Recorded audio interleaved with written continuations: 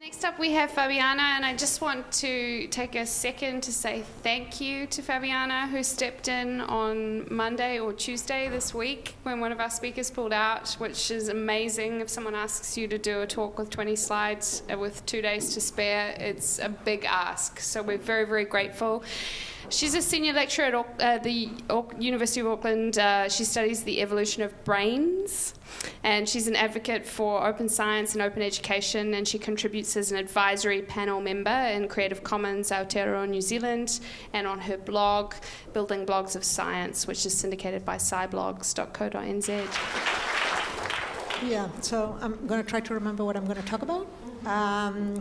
So I think that probably everyone in this room would agree that science is important for the way that we generate policy, and that we really need to pay attention to that.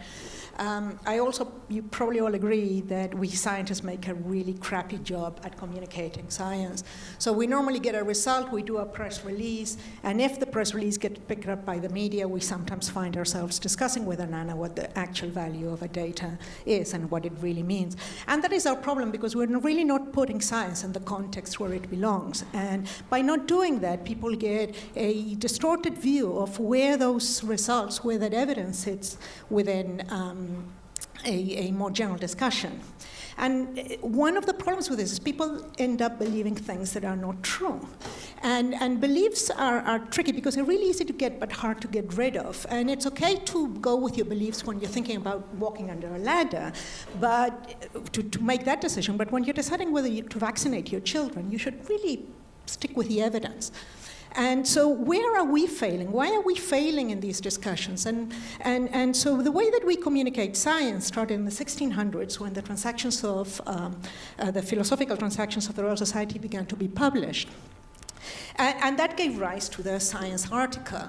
And if we look at it, it really doesn't look very different from the way that it looks today. It was great because it began to attribute findings to individual people. But if we look at the philosophical transactions today in the age of the web, it really doesn't look that different. In 2005, they started having HTML versions of it. But it is still a static paper that sits in a read-only format. And that is not science. That has nothing, that's not how science happens. And how are we today in 2011 doing science? Well, we grab a pen and we write our papers and decide that we want to publish something, very much like in the 1600s, behind our desk in isolation. Then once we decide to send it to the publisher, we send it there, and in the process we make sure that we actually assign the copyright to the publisher, so we lose all of our rights over the work that we produce. Once that this is really nicely looked up, the journal will do something lovely. They will actually build a paywall. So now my library has to pay a subscription to the journal to get the article that I wrote through the funds that they provided. And if you want to get it as a citizen that actually paid for the taxes, that paid for the university, that paid for my work, you still have to pay for the article. So, and then if you by any chance get the article, well, guess what? You have to trust me because I ain't showing you the data. So we control the data, and after we all do of this, then we complain, well, why aren't people understanding what we're trying to say? And I think that this is a big problem because this is what people think of our work.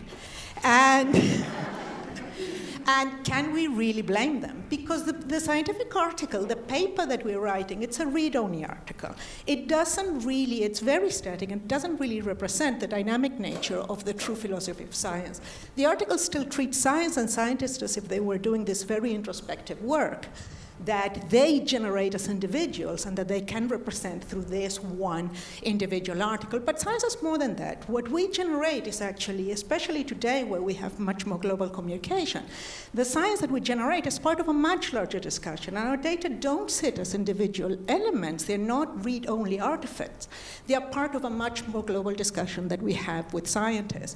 So what right do we have to complain if we continue to publish using 1600, the model from 1600, that we're locking the people away from actually being able to have access to the evidence that we think we need to make good policy decisions in government. Science is much richer. Science has a lot of depth of discussion, has a lot of ways of interaction, has